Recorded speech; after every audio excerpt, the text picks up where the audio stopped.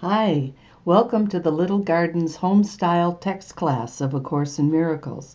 Grab your book and read along with us. So good morning, Jan. What are we doing today? Today we're doing the confusion of pain and joy.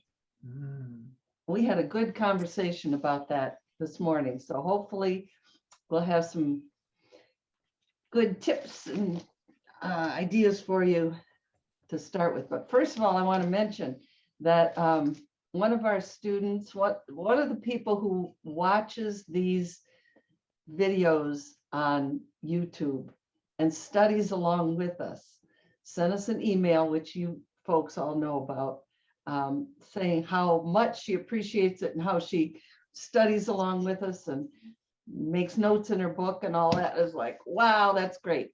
So I've been in contact with her, and I'm going to meet her on Zoom this Tuesday, and she will soon be with us.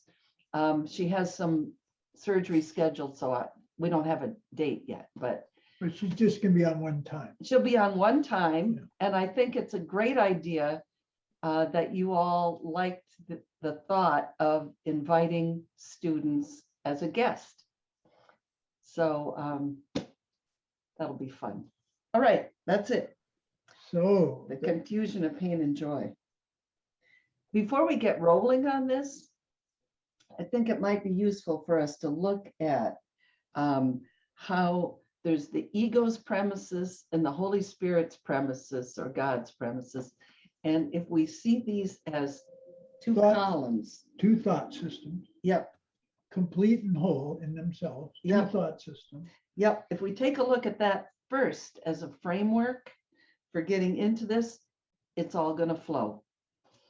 So the ego's premises, see if you can think of some of the ego's premises and share them with us. What does the ego say you are? What is the ego all about? Well, we're bodies, right? Fear has important information for me. That's true. That's yeah, the ego's whole. Fear will guide you here. Listen to me. The ego itself is fear. Right. And then it goes, hey, I can save that. I can solve that for you. Right. Anyone else want to share it? Why don't we read it? So some of the other ones are you're weak, you're vulnerable, right? The world is a dangerous place. Be very careful. Be very scared. You know, or you should know how to protect yourself. Do you relate to these? Yeah, if you want to just speak up, you got some other ego thoughts that you'd like to share with us? There's something wrong with me and everybody else. Yeah, big one. Very big one. Nobody is worthy of happiness. Nobody. Or not for long. Yeah, nobody. Yeah. Good. Those are great. That goes right along with everybody's a sinner, including myself. And I have to be right. One of us has to win. Yeah. And one of us has to lose. Yeah, that's right. Right. I mean, that's the ego's whole idea. Mhm. One has to win and one has to lose. Yep. That's good. And that goes right along with if I give, I lose.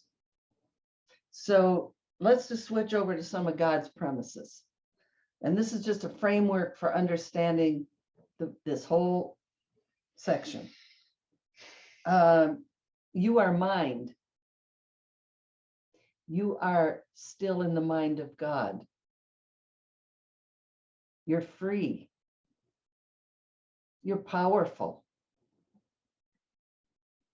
And what is really highlighted in this section is he's saying our ability to see a logical outcome is an ability we have. And what it's saying is your problem is you haven't followed through on the ego's premises. You don't see that the ego is driving you to hell and suffering and misery. I know, because we think it's fulfillment of a certain truth.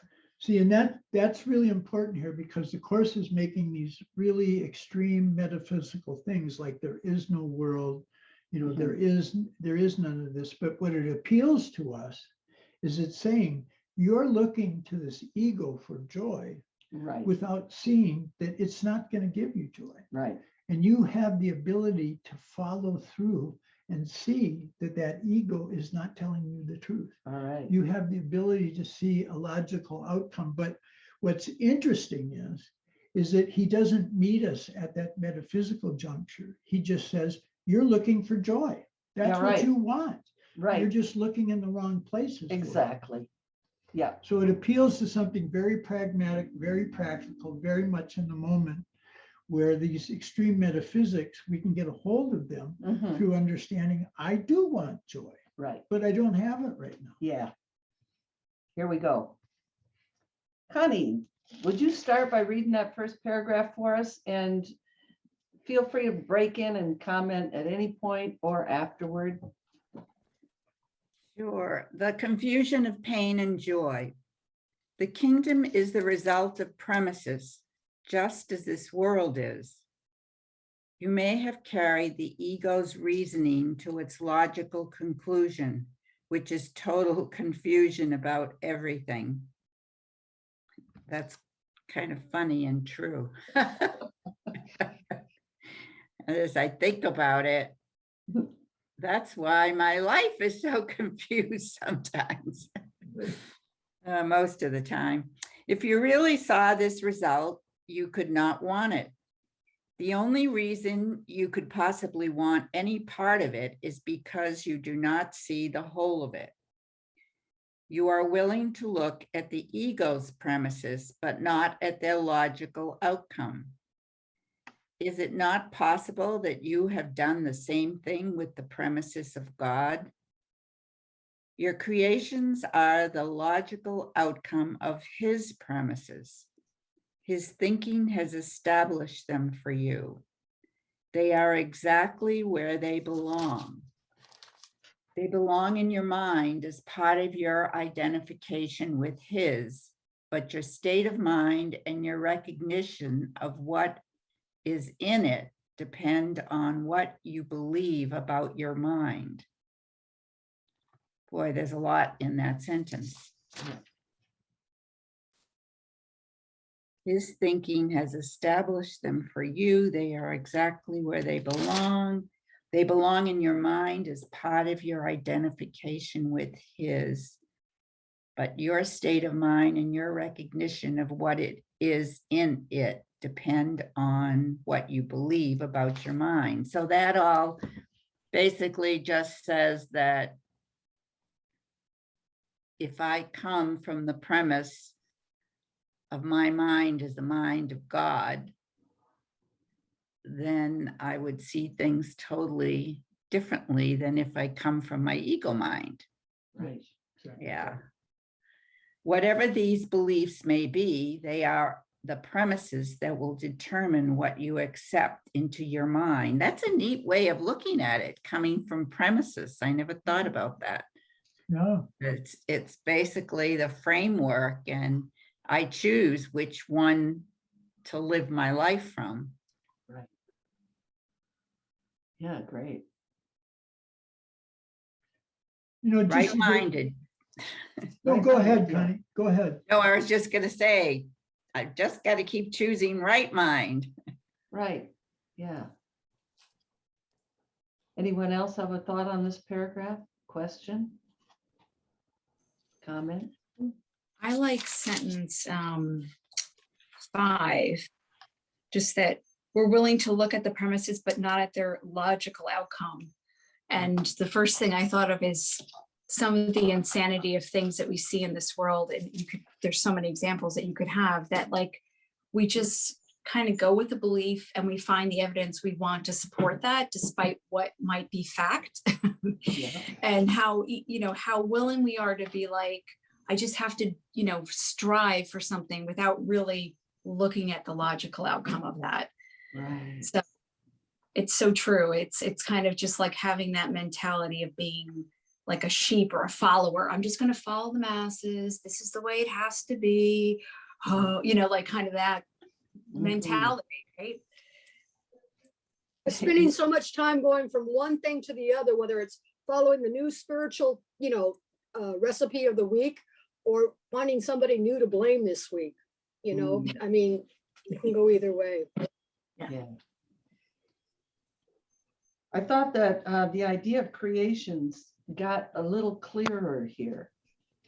If my mind is part of the mind of God, if my mind is an extension of God's mind, and I'm extending in the same way He is, which is what it's been saying in previous sections, then my creations are love and are the will of God and are the Christ.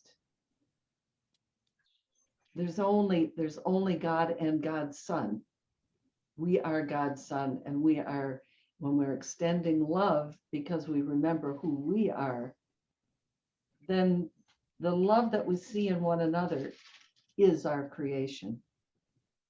The idea of creation is like it. There's one place where he says you can't understand it from this point of view, but he keeps giving us hints. So I keep looking for it. Like, let me nail it down. Let me really figure it out.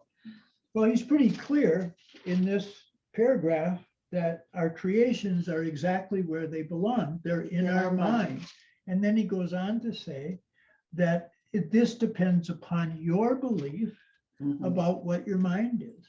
So just to make a grammatical point, notice how he's building on the section he had just previously. I think it's one more before this one, the unbelievable belief. That's what he's building on here. And the unbelievable belief is that we can be alone and we can be without love. We're separate. That's the ego's premise. Yeah. You're alone, you're without love, Yeah. and now you got to figure out what to do. Yeah. By That's yourself. that's the premise that we're not following through to see that however temporary, like the ego wants to be right. I have to be right. In order, I have to win, you have to lose. Yeah. We don't follow that. And then when we get, somebody says, oh, well, you're right. We don't follow that through to see the real logical outcome of what that means in any, it seems to give us peace, but it's not really. Being right is not necessarily. what I we know. So- We struggle so hard to be right. And then it's like, thud, we're right. So what? There's no real joy in that. Did I interrupt you? No, but that's just this idea that he's working with our beliefs, and it's our beliefs about what do I think my mind is. Right. If I take the ego's premise, the unbelievable belief that I'm alone and I'm without God, and what follows from that is I think the way that I'm going to have the joy is what he's talking about here is by being right. And there's all the conflict in the whole world. Yeah. So we're talking about our beliefs about what our mind is capable of. And the next paragraph is going to tell us very clearly what our mind is capable of. Well, then let's have Laura read it. Okay. It is surely clear that you can both accept into your mind what is not there and deny what is. Yet the function God Himself gave your mind through His, you may deny, but you cannot prevent. It is the logical outcome of what you are. The ability to see a logical outcome depends on your willingness to see it, but its truth has nothing to do with your willingness. Truth is God's will. Share His will, and you share what He knows. Deny His will as yours, and you are denying His kingdom and yours. Yeah, so we believe what's not real, and we make up illusions, and we can't believe the truth of who we are as love. And we can run from the function. We might be afraid, as I was in the past, of God's will must be for sacrifice and suffering, because Right. That's how we fix everything, right? That's how Jesus fixed for us. And it's kind of, you know, it takes some time to get, actually our function is really to be in love and peace and happiness and to bring joy. And just from that place, miracles happen. And you kind of can drop all your striving, because I think things just fall into place for you. If I can get there, it happens in little bits, but Yeah. you know, you practice and you get more and more. But it's a logical outcome of what you are. You can't not succeed. You Right. will go back home. Yeah, right. Love is going to get you in the end. You can't run. So that's it. There's no way you can fail. You might come back, you know, 1,000 times, but you will get there in the end. Yeah. Yeah. It's really important that you nailed the idea of sacrifice, because he's going to talk about that in the next, you're going to talk that up, the idea of sacrifice, what's Am I? involved in this thinking. Well, it's in the next paragraph. Okay. But the whole idea of loss, Uh-huh. you know, that's what we've been thinking about, is that in general, the problem is a loss of love. Mm-hmm. But that's why if I experience a loss of love because of some circumstance, then my understanding that that loss doesn't have to be real. I can help others Yeah. with their form, like losing somebody they love, Mm-hmm. you know, or a job that you thought was going to be wonderful is not turning out that way. Mhm. Whatever form that loss of love is, Yeah. if we solve that problem within us, Yeah. then we can share that truth with others, Mm-hmm. and they can apply it to their particular form. Right. Right. Because our minds are joined. Eric, would you like to read and comment on 3? Can I just mention one more thing about this ability to see a logical outcome? Sure, of course. So in chapter 21, where he talks about projection makes perception, and he talks about how reason works Mm-hmm. in the course, and he's saying you have the ability, because part of your mind knows that you are one with the world around you. Part of that mind knows that, and part of your mind does know that the Holy Spirit has given you the new goal of truth. Okay. So you have that ability in your mind to practice that kind of thinking, Okay. to see through it. Paragraph 3. Mm-hmm. The Holy Spirit will direct you only so as to avoid pain. Surely no one would object to this goal if you recognized it. Right. The problem is not whether what the Holy Spirit says is true, but whether you want to listen to what he says. You no more recognize what is painful than you know what is joyful, and are, in fact, very apt to confuse the two. The Holy Spirit's main function is to teach you to tell them apart. What is joyful to you is painful to the ego. And as long as you're in doubt about what you are, you'll be confused about joy and pain. This confusion is the cause of the whole idea of sacrifice. Obey the Holy Spirit and you will be giving up the ego, but you will be sacrificing nothing. On the contrary, you'll be gaining everything. If you believed this, there would be no conflict.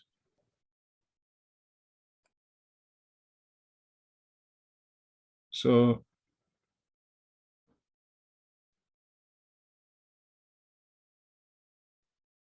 yeah, the Holy Spirit's main function is to teach you to tell them apart. It's not to make the decision for you. It's to show you clearly what the right options are in the decision, rather than this form of egoic confusion that we have going on all the time. So we don't really know what's happening, do we? We think we're choosing joy and we're choosing pain, deliberately.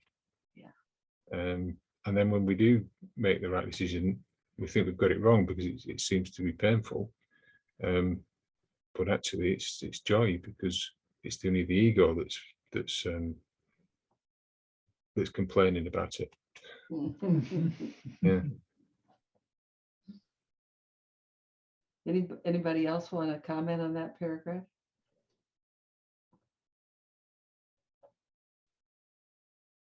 Well, I have some ideas about what the ego thinks of as happiness.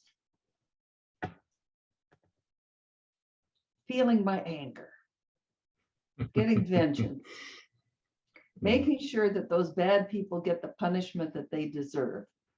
Justice, ego's version of justice. Feeling the pinch of sacrifice so that somebody else gets some good. This is definitely the message the Holy Spirit's trying to teach us when it comes to sacrifice.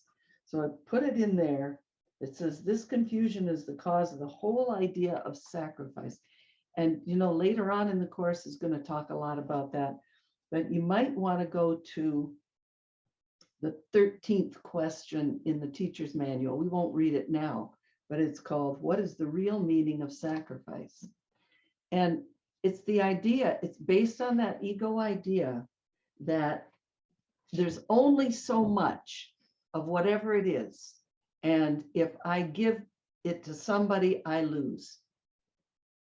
Whereas from the Holy Spirit's point of view, giving is receiving. When we give love, when we give what's real, it only increases. But the idea of sacrifice is that I give and I lose, but somehow there's a bargain made in which I receive. And it's all based on the idea of lack and loss.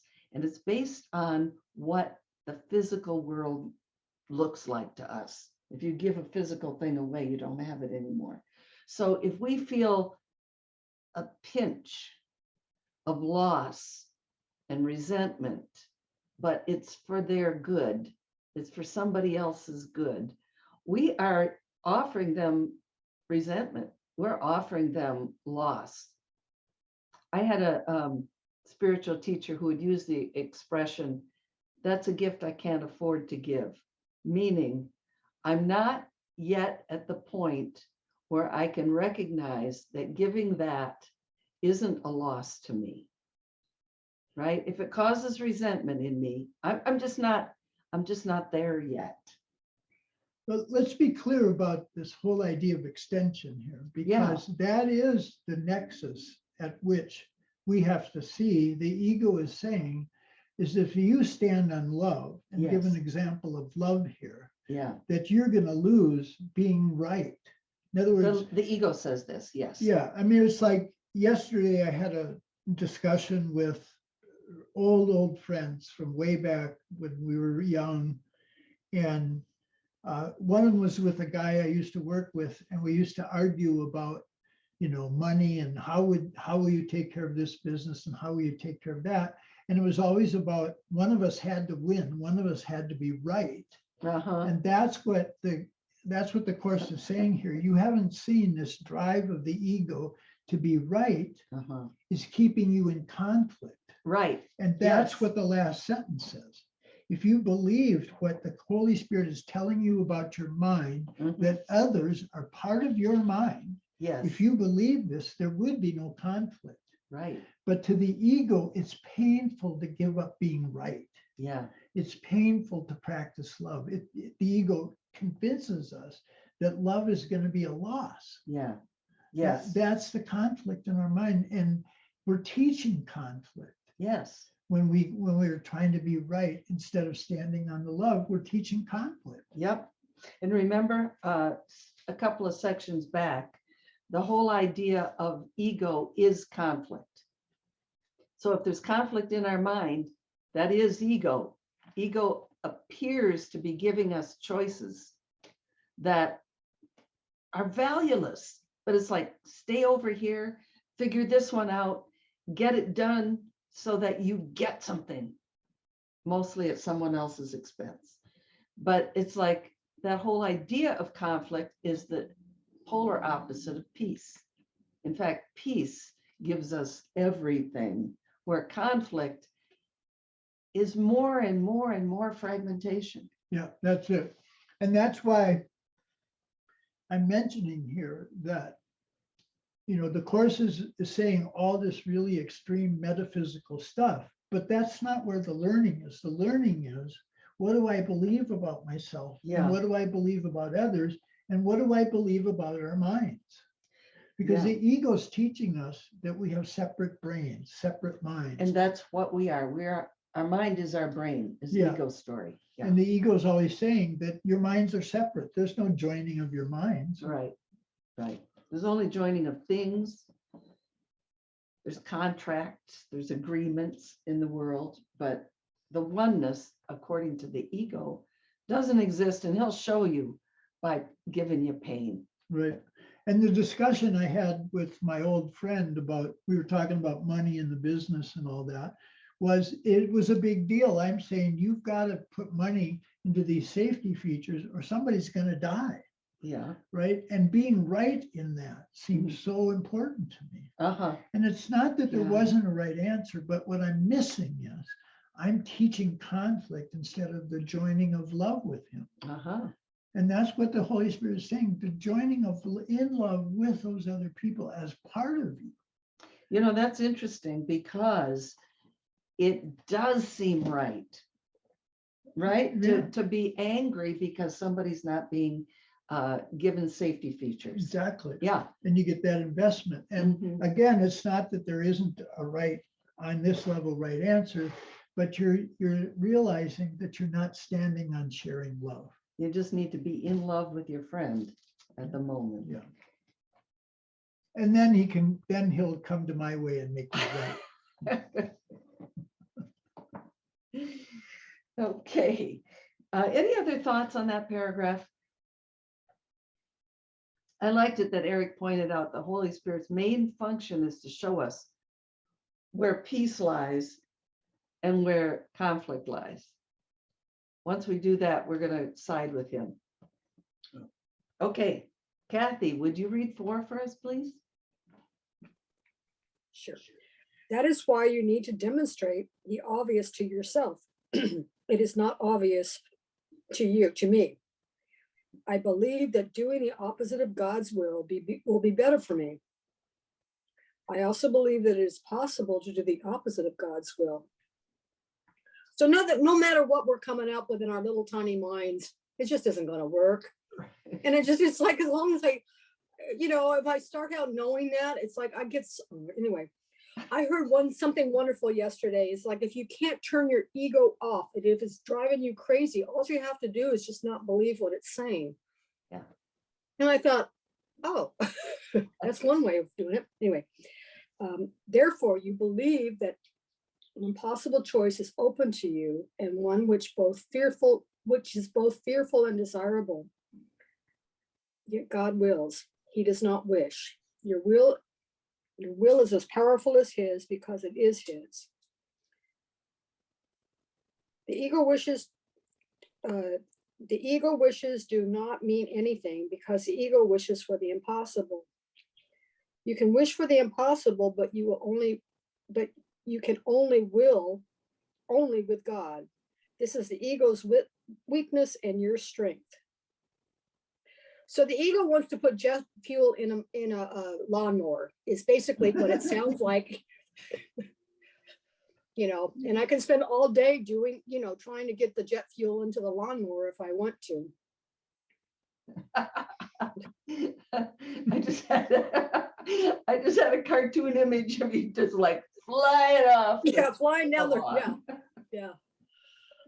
It's really interesting what you said about that, because his whole idea here is you have the ability to follow through on the ego's premises and see that it's just going to lead you to conflict and hell and Right. suffering. You have that ability. But what I read the other day in this kind of ability in our minds, it says anything that presents itself without evidence, you can dismiss without evidence.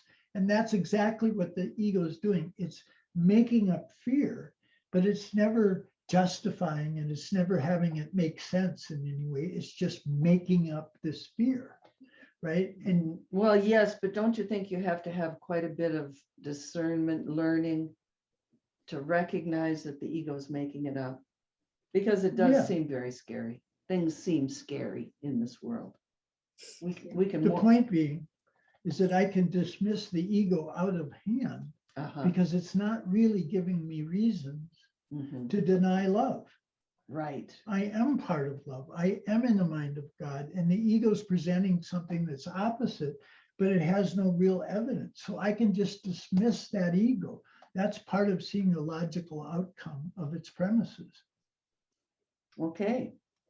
Well, you know what, one of the things that I use to dismiss the ego is the recognition that I'm confused. If I notice that I'm having a conversation That's back really and good. forth in my mind, Mhm. that's ego. Ego talking to ego. It's like blah, blah, blah, blah, blah. And there's no truth in it. If there's confusion like that, I'm only going to find the answer. There's a section called the quiet answer. The only way I'm going to find the way through that conflict is just to be quiet and to say to myself, I don't know what anything means. I must be listening to the ego. Holy Spirit, show me. In other words, a holy instant. I stop and I say, I'm making another choice. Holy Spirit, tell me, speak to me. And then the conflict goes away for a moment, right?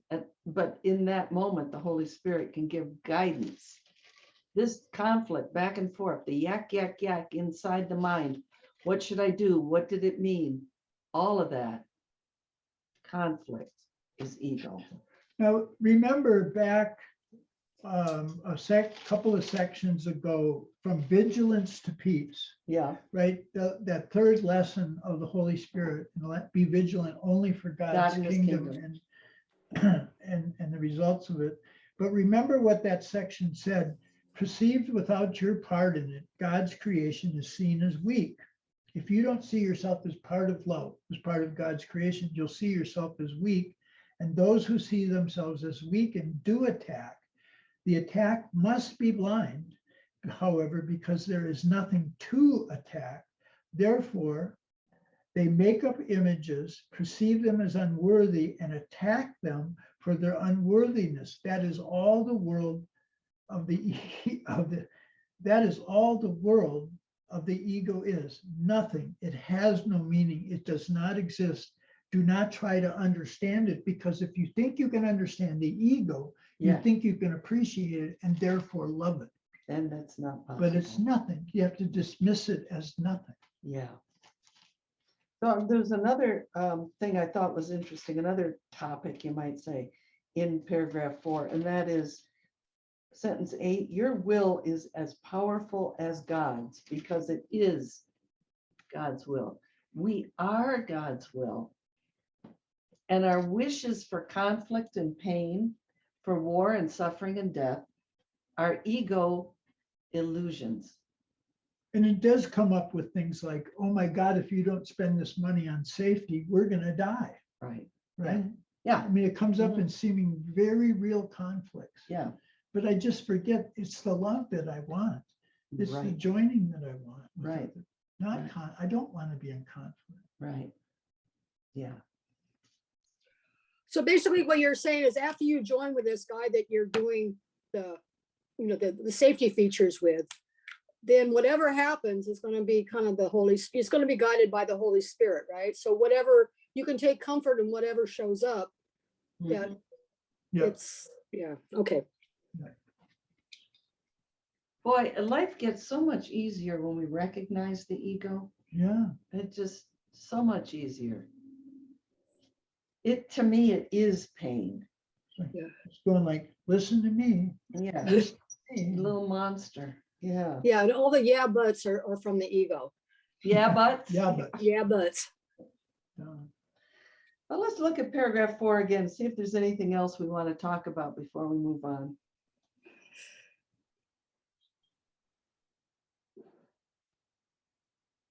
What about sentence 3? Anybody ever notice that? I think I Yeah. know better than God. Yeah, What can yeah. make me happy? Yeah. In sentence 4, it's like, get over yourself. You can't go against God's will. It just doesn't work, you know? Yeah. Just give that one up. Yeah. Yeah. Yeah. God's will is all there is, actually. Yeah. Yeah. The rest is a bad dream. Well, let's see. How about Timothy? You want to read? Okay. The Holy Spirit always sides with you and with your strength. Miracles are seen in the light, and the light and strength are one. The Holy Spirit always sides with you and with your strength. As long as you avoid his guidance in any way, you want to be weak. Yet weakness is frightening. What else then can this decision mean except that you want to be fearful? The Holy Spirit never asks for sacrifice, but the ego always does. When you are confused about this distinction in motivation, it can only be due to projection, right? Without anger, there can be no projection, but without extension, there is no love. Mhm. Those are the big ideas in this. Projection is a confusion in motivation, and given this confusion, trust becomes impossible. Trust being the foundation of the teachers of God. Yeah, right. Right? That's the foundation. No one gladly obeys a guide he does not trust, but this does not mean that the guide is untrustworthy. In this case, it always means that the follower is. However, this too is merely a matter of his own belief. Believing that he can betray, he believes that everything can betray him. So that's why I have these glasses of separation from love. I think I betrayed God. So now I believe in a world that's always trying to betray me and hurt me and make me a victim. Right. I have to see that kind of world from the ego standpoint, because that's what I believe I did to God. Right. That's why you can change it in an instant. Yeah. I'm not a body, I'm free. I'm still as God created. I'm still as God created me. I'm still love and nothing but love. You know, I shared that with the other day when long ago, we read where he said this idea that you are as God created you will mean more and more and more to you as you go along. And I'm finding that if I just say that idea, I am as God created me, it helps me focus. That's great. You know, it gets me at what's really going on here. Yeah. You know, what is this ego trying to tell me? Right. Oh. Yeah. Okay, projection is a confusion in motivation, and given this confusion, trust becomes impossible. No one gladly obeys a guide he does not trust, but this does not mean that the guide is untrustworthy. In this case, it always means that the follower is. However, this too is merely a matter of his own belief. Believing that he can betray, he believes that everything can betray him. Yet this is only because he is elected to follow false guidance. Unable to follow this guidance without fear, he associates fear with guidance and refuses to follow any guidance at all. If the result of this decision is confusion, this is hardly surprising. You know, that's how I can see that confusion. It's like everything is just kind of gray, and it's, I can't really see what's going on. My thinking's not clear. I'm in confusion. And I've got to be able to, don't you think it's saying, I've got to say that must be false guidance. Yeah. Being right here is keeping me away from joining in love. So just noticing that you have confusion in your mind is enough. Yeah, that's right. To show that we're not thinking with God. Yeah. Because if we turn our minds to God in any situation, we will find peace. Or we could just say, peace is what I want. Yeah. Peace is my goal here. Then the confusion disappears. Yeah. Momentarily, but that's enough for us to let the light in. That's right. And then we can generalize that lesson. Yeah. Okay. How about the rest of you? What do you think about this paragraph?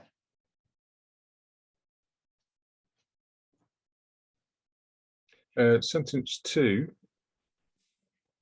as long as you avoid his guidance in any way, you want to be weak. I was relating that to paragraph 3, sentence 3, the problem is not whether what the Holy Spirit says is true, but whether you want to listen to what he says. So the guidance is always there. The question is, do we want to listen to it? There you go. And this is saying, when you don't want to listen to it, it's because you want to be weak. Yet weakness is frightening. Why do you want to be afraid? Right. Right. Yeah. I thought sentence 13, unable to follow this guidance without fear, this ego's guidance. He associates fear with guidance and refuses to follow any guidance at all. I recognize that in myself when I'm not sure, when you learning to trust the Holy Spirit's voice and not changing your mind when you've gotten something, when another option presents itself, and it's like, oh, I'll go with that instead, But I'm afraid to follow guidance a lot of times. I think I have to come up with it. It makes me feel unsafe, and not anymore, but when I first started doing this, and sometimes when it's guidance around something that I haven't followed guidance around, I recognize this, that I'm afraid to follow guidance, thinking, I don't know what it is, but I'm afraid. And it's because I've been following the wrong guidance. Yeah, that's all. I experience that all the time, Kathy, in my interpersonal relationships. It's like my ego wants me to tell me to look, you better look at those personality attributes and listen to the way that the ego person, it's always wanting me to listen to that. Look for the faults, Looks for the flaws, faults and the and the attacks. flaws. Yeah. Another thing that came up for me in this paragraph is how foundational beliefs are. I mean, that's what it was saying at the first paragraph when it talked about premises, how foundational beliefs are, and how often recently I've heard course students say, it's so hard. That's a belief. That's an ego belief. Please. It's only hard because we believe it's hard. Anything of God has to be easy. It's loving. It's kind. It's obvious. If it's hard, it's because we're trying to hold on to, one foot on the dock and one foot on the boat. Right. Yeah, that's hard. That's hard. But he does say in this lesson today, the first in this the lesson we have for today, he said, you may believe it's not possible to have peace. Yeah. It's acknowledging that. Yes. And we have to meet that with love Yeah. rather than condemnation. Oh, yeah. Because that can be the first response is condemning ourselves because, oh, I'm not ready to do that. I mean, Yeah. that's the last response. It just increases the guilt. Right. And the fear. Yeah. I mean, that's where we've said love has to meet us where we're at for us to recognize its answer. Right. And that's why it's not teaching on this high metaphysical level that's involved in it, but it's saying to you, practically speaking, you want peace and joy in this situation. Right. You don't have it. Yeah. And you're looking at the wrong way to get it. Right. And you don't see that. That's you're all. You're not following through on that thinking. And that's what we call sin. Exactly. It's like making a mistake. Yeah. Yeah. If somebody's coming from their ego and attacking, whether it's me or somebody else, we go, oh, so bad, so bad. It's not bad. It's just a mistake. It's just nothing. It's listening to the ego, which is just a bad dream. It's a false guidance. It's like your GPS in the car giving you the wrong directions. Why follow it? John Mundy calls the GPS God's plan for salvation. Holy Spirit is the GPS we want to follow. Okay, I'll read 6 if we're ready for that. I just would point out in these lessons of the Holy Spirit in the last chapter, because that's what he's building on. He said this first one is to have, give all to all. In other words, if I give the Christ to them, that's how I have Christ to myself. Yes. But he said this first step in the reversal of the undoing of the getting concept, I said this is apt to increase conflict temporarily. Temporarily, that's so right. That's true. I have to see that I'm resisting this giving all to all. I'm resisting giving them the Christ identity. That's true. And I don't see that I'm denying it to myself. Exactly. So we have to Yeah. realize that kind of resistance to love's voice. I'm glad you brought that up. Well, he says it in motivation. This is a distinction in motivation. Yeah. You were, I'm glad you brought it up because I put all confusion in the category of ego. yeah. And sometimes the confusion is, do I listen to ego or do I listen to Holy Spirit? Yeah. Right. Well, the great thing is to know that God's will for us is perfect happiness, and the ego's will for us or wish for us is hell, pain, suffering, misery, not joy. Right. So, You know, okay. but this where he says, what else can this decision mean except that you want to be fearful? That's very hard for me to accept. Well, That I want to be weak. I'll tell you where I got the real message. This is when I used to sell books to public libraries, and I'd walk in, and in most towns, they would have like the bestsellers, like what people really wanted to read this month. They'd have them on display. And they had in the back room, they had 6 copies of them in a lot of cases. Those books were so often murder, terror, horror, like people want to be scared. That's all I could think. If people are reading this stuff and it's a bestseller, they want to be scared. And it's not just them, it's me too, right? What part of me is attracted to fear? Well, it's the part that reads the news right now. You know, I mean, I'm not telling you what to do, but I'm just saying, if I buy in to that thought system as being real, I want to be scared. Well, what's the payoff there? Any comments on that? But isn't that just where we have to say, I think I want to be right instead of loving? I think that, but I have the ability to follow through on this ego's premise and see where it's really Oh, yeah. leading me. Oh, yeah, I don't really want to be in we conflict. temporarily do. That's Yeah, all. yeah. Okay. And I was Go just going ahead. to make a comment that just listening to this conversation, that it strikes me that the ego is kind of like, someone who abuses someone else and uses fear to dominate their life. And because they're so afraid themselves and they don't know how else to relate to people, but that being in that relationship of like, you realize, like sometimes you say, well, why didn't that person leave that relationship? Yeah. And it's the same thing that we're doing with the ego. And it's like, I'm thinking the crazy things I've done because of ego. And I'm like, that is just insanity. And it's obvious that it's kind of like that whole vicious circle of like, I believe I'm not worthy. So I continue to have these, allow the ego to beat me up and buy into it and continue to welcome that. So it's a really interesting thing to think about in that same kind of concept of like, I have trauma because I have let this ego abuse me my entire life on earth. Right. That's So- great, Laura. Comparing it to an abusive relationship. Yeah. It Because really the is. only power is fear. That is all the ego has. Yep. Yeah. Thank you for that. Yeah. That was really insightful. And maybe you all have had that insight before, but it was like fresh to me. And how I see how we can continue to let the ego beat up on us. Okay, let's go to 6. The Holy Spirit is perfectly trustworthy as you are. God himself trusts you. That would be true of anybody, somebody who's in, locked down in prison. You remember that? God himself trusts that person.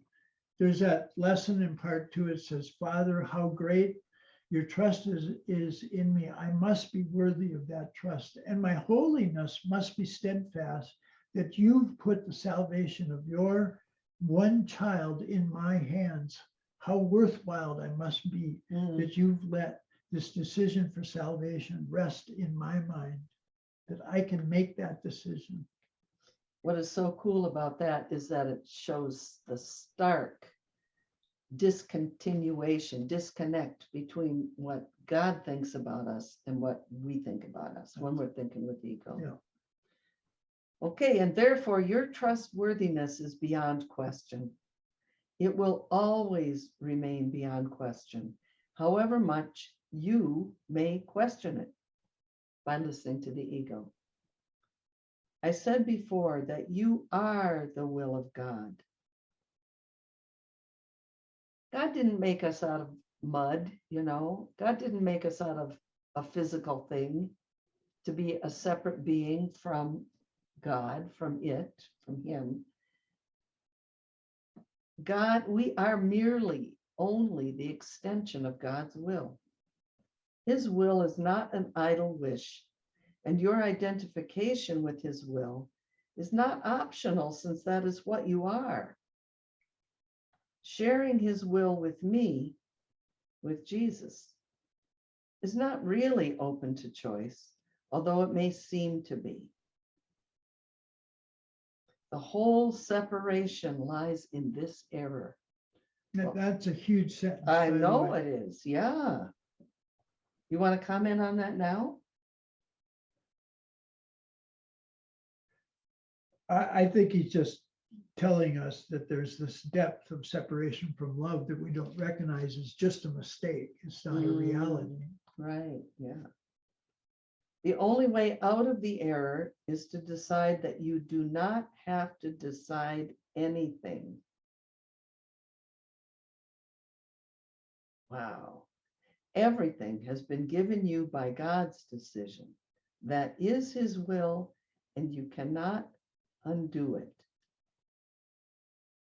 Well, I'm thinking, when I see the word everything in this context, everything has been given you by God or by God's decision, goes back to those very early sections in the text where it talked about everything and abundance and its opposite, seeming opposite, lack, loss, needs. Remember that? Mhm. So the everything is joy, happiness, contentment, fulfillment. If you have those things, you could be sitting on a desert island, but if you feel those things, you've got everything. However, the ego is based on the idea of lack. Yeah. And lack is the idea of sin. You've taken something from me, you've taken something from someone else.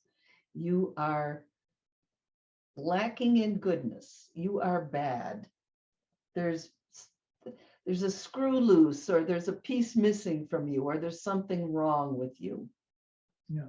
Right? All that is ego. So part of that everything has been given you by God's decision. He's back here, he's saying that one of these skills you have is to see the logical outcome of the ego's premises. Yeah. But it's really not going to give you a resolution. It's really not going to give you peace. It may give Right. you a pseudo temporary peace, but it's really not giving you peace.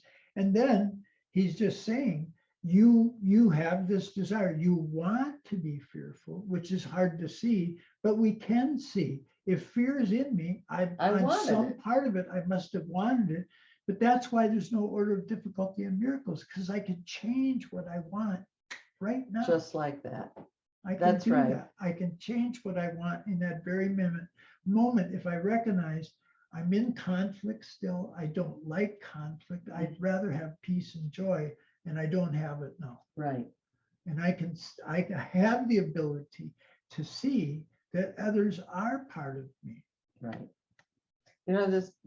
You're giving me an insight into that line previous in the course where it said, don't ask Jesus to take away your fear. Ask him for help in the conditions that brought about the fear. Fear is just an effect. What is the cause of it is a decision. Ask him to look for the cause. ask him to show us what the cause was, and the cause was a desire for fear. Yeah, that's the hard part to see. I know, but we're being given help here. And we have that help. We do, every moment. You know, that we've talked about that now. What's the turnaround Mhm, in the course? Where are we going to start to learn anew? mhm. Is you can change the purpose Yes. of any situation. What is this for? What do I want? What do I want? What is this for? You can always change the purpose of that Right. situation Right. to remembering love. I want peace. Instead of I want fear, even if that seems like, oh no, not me, we could in that moment say, I want peace. I want the peace of God. I want to remember how God sees me and the other person. Yeah. And it will be given to us right away. Any other thoughts about that paragraph? I was just going to say, Jan, on sentence 4, I've had a thought before, but I've never done anything about it. But I said before that, and I think it's like, there's a few places where he's like, remember this, or I said this before, or and I'm like, I got to go back and really pay attention to those. Yeah. Like go back and scan and maybe start to write those down, because it must be pretty important if he's saying, hey, I Right. told you this already, guys, right? Right, Or right, don't right. forget. Yeah. Yeah, you know, there's an edition of the course, the complete and annotated edition. It's Helen's notes, and it's got a lot in the beginning that isn't here, but the footnotes in that edition will tell you every time he said, I told you before. So, you know, you could check that out if you have that edition. 8, sentence 8, the only way out of the error is to decide that you do not have to decide anything, which could be shortened to decide that you do not have to decide. The paradigm. Because we get stuck in the idea that, right, I've got these choices, I've got to decide something, don't we? And we do have to decide something in the material world. You know, we have to decide what we're going to eat and various other things, don't we? But the idea that that decision makes any difference to what is really important Right, is the thing that we need to get to right, understand, isn't it? So Right. decide that whatever I decide doesn't really matter anyway, because it's all going to be the same thing that I need to learn. I'm just going to learn it in a different way. right. Yeah. So imagine that you're, I don't know if you have this in your country, but we have this bakery called Dunkin' Donuts. If you Yeah, go we've into got it as well. Yeah. so there's like a million varieties. So if you go in there and you think that your decisions are all about which donut you need to take, and it could be very important and so on. Whereas if you walk out the door, it's heaven, right? We're spending all our time inside Dunkin' Donuts, where we could walk out the door and say, I don't need to decide this. I don't need Heaven to is eat here. donuts. That's the only decision I need to make. So does I that, have a question. So like in sentence 9, everything has been given you by God's decision. Isn't God's decision forgiveness and love? Bottom line? Well, it's love. Yeah, I don't know. God's decision, that's kind of odd. It must, it's the Holy Spirit. I mean, decision sounds like between two things, and God isn't. But see, Isn't that's there. what's hard about Yeah. this is the Holy Spirit Yeah, is one that has both knowledge yeah, and perception, whereas God is beyond the Beyond- perceptual realm. right. But see, to what this means to me is that it's not that I don't make decisions on this level. I'm Sure. obviously going to decide things on this level. But what it means is that I'm not, by my decision, I'm not making love be real by my decision. I'm just Right. becoming aware Uh-huh. of what has already been given me. That's it. So it's not that so if I decide for the atonement first and foremost, Mhm. then everything is going to follow from that, Yeah, that's right? it. It just be revealed to me, Right. right? So if I go back, I just want to use this example again with my old friend, and we'd argue about how to spend money for safety you know, with him, it was easy, we could resolve because we shared these ideas about following Jesus and the atonement. So we could decide, look, we don't really want to be in conflict here. Mhm. We really want to stay loving and joined Mhm. to each other. Right. So let's find a way, maybe we could work it out, but let's not lose the fact that loving each other is the most important That's so thing, great. you know? And if we That's what decide you and I do when we get into conflict. all the too. time, Yeah, you and know, it happens. yeah. I had an experience this week about, the whole thing of vaccinations and COVID and somebody not getting vaccinated and getting COVID. And those are all decisions that people make. And even though I didn't agree with the person's decision, I still was able to be with that person and feel loved Great. and not, my first thing was to judge that person and put that aside and just be with that person. Great. And for me, that was a big eye opener. And yeah, so I think Well, I feel like I'm getting lots of opportunity to practice that lately around the whole issue of Vaccines. vaccination behavior, all that kind of thing. Yeah. Connie, that happened to me too this week, and I was actually able to have a conversation without getting really upset. And I think I made some headway, but both of us are nurses, retired nurses, and we kind of like have an idea. Oh, anyway, our opinions are nursing opinions, right? It's a big issue for me. And now that Yeah. it's not such a huge, it's like I'm able to actually go, step back from it without this emotional response. And the thing is like when you're a little bit on the depressed side, that's where I live most of my life. It's every time sometimes you feel a surge of anything, you feel more alive, Yeah. and it backfires, but you go with that just because you're getting out of the sludge that you put yourself in for so long. Right on. Yeah. That's my, Thank you. Thank you for that sharing. Kathy, how about you read 7? sure.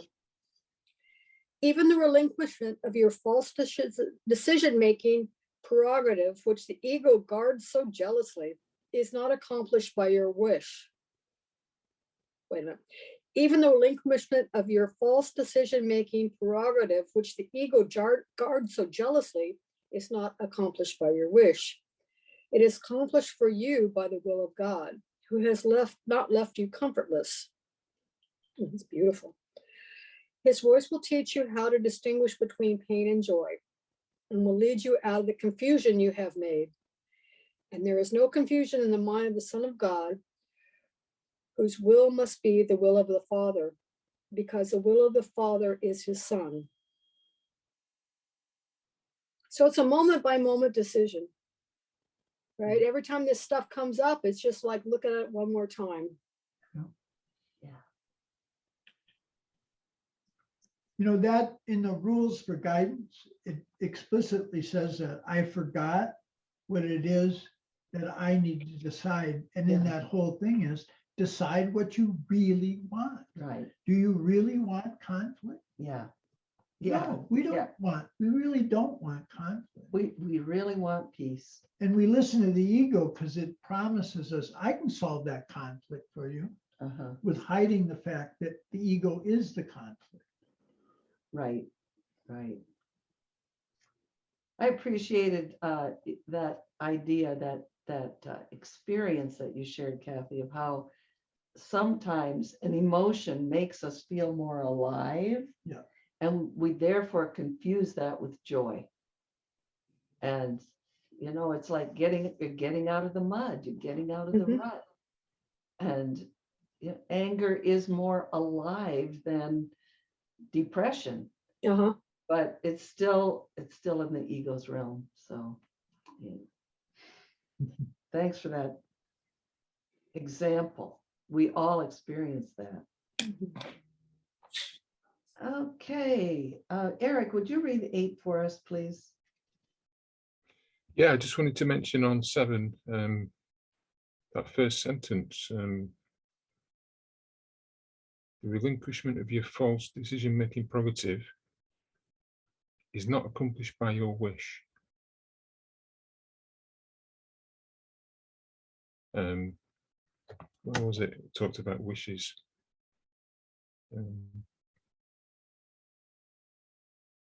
You can wish for the impossible, but you can only will with God. Yeah. It generally, in the Course, generally wishes from the ego and will God, yeah. So it's like you're using the ego to try and get Right. rid of the false decision-making prerogative of the ego, Yeah. Right. because it's only a wish, whereas the real will of God accomplishes that without your wish. Yeah.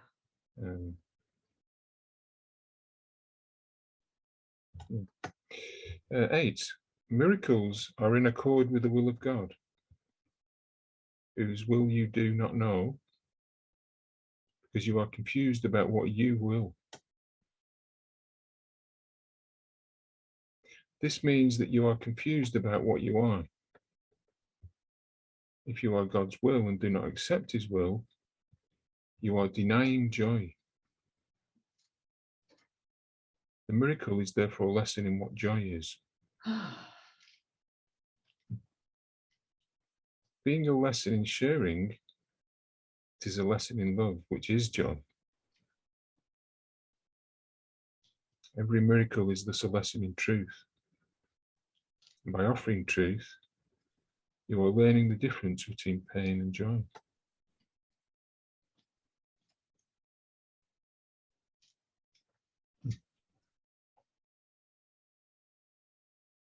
So if you don't accept God's will, you're denying joy.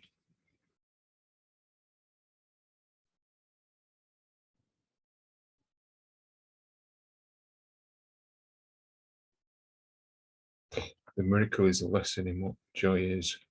So it's changing your perception from a belief that something's painful into seeing the joy in it, isn't it?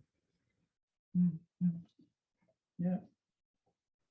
And look at how it says it's a lesson in joy, a lesson in sharing, a lesson in love, a lesson in truth. These are all what happens when we make a decision with the Holy Spirit. And that's the real miracle. Yeah. There might be something else that follows from it in the physical world or in terms of guidance, but choosing these things is how we choose a miracle. Yeah. And again, it's just, this is where the Course's claim of it's very, not only is it highly theoretical, but it's very practical. Yeah. Again, it's like, you do want joy and you do want peace. You're just using the wrong means. That's all. It's just a mistake. You know, I think that a lot of times people don't even articulate to themselves that they want to be happy. We want to be joyful. It almost seems like, oh, I just have to be on this treadmill. The world will tell me what I should do and where I should go and what I should say. And it's a treadmill. Yeah. It gets nowhere. But once we say, I want to be happy, you know, there was a moment in my life that was the huge turnaround. Yeah. When I made a decision to learn what it takes to be loving. It was just like the Holy Spirit came in and turned my whole world upside down within days. It's like I didn't even know that I could make that decision with the Holy Spirit. Wow. I was an agnostic at the time, so I didn't even talk about the Holy Spirit. But that's what a miracle is. Comes in.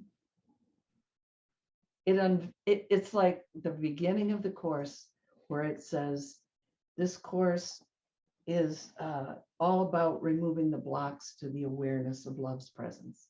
Love is here. Once we know that's what we want to be happy, we want love, we want joy.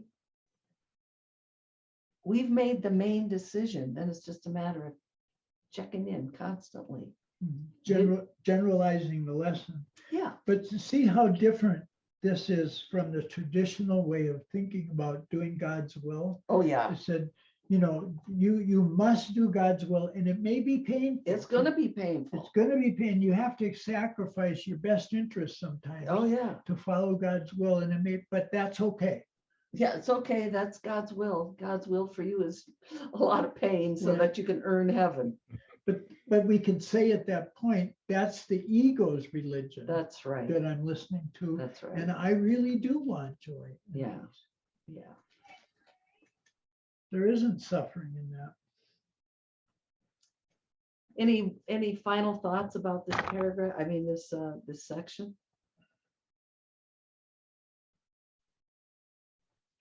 This has been very helpful for me to talk about it. I hope it has been for you. It's a very simple thing, but boy, we need to get down to the basics, don't we? Yeah. That's where it happens. Simple is good. Yeah, it is. God is very simple. Isn't that to be simple is? 'Tis a gift to be simple, 'tis a gift to be free. Yeah.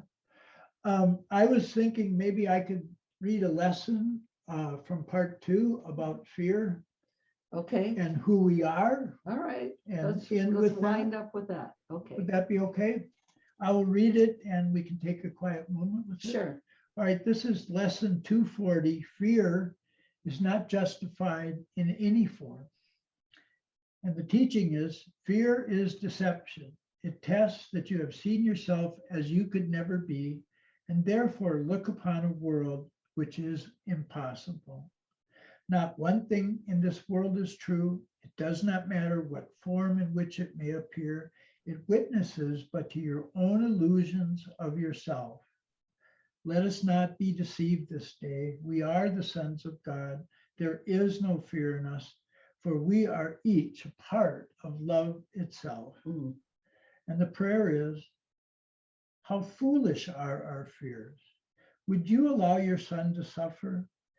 Give us faith today to recognize your son and set him free. Let us forgive him in your name, that we may understand his holiness and feel the love for him, which is your own as well.